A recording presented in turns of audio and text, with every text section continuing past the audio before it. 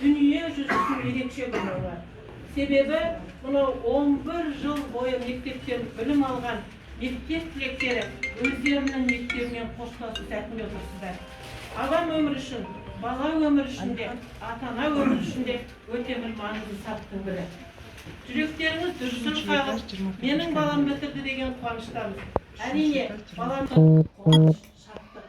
Мен сіздерге айтар едім, құрметті ата-аналар, сіздердің мынау 30 түрлі қасиеті бар. Тамаша балалар тәрбиелеп отырсыздар.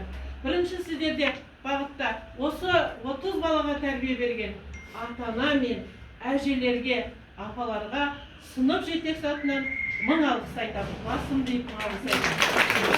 Мынау балалардың жарқырауы, дендерінің саулығы, мынау сіз сияқты көзі ашық, көкірегі ояу ата-аналардан келіп отыр. Әрбір ата-ананың жүрегіндегі дүпілді мен қазір түсініп тұрмын. Әрбір ата-ана менің балама қандай сипаттама бар екен,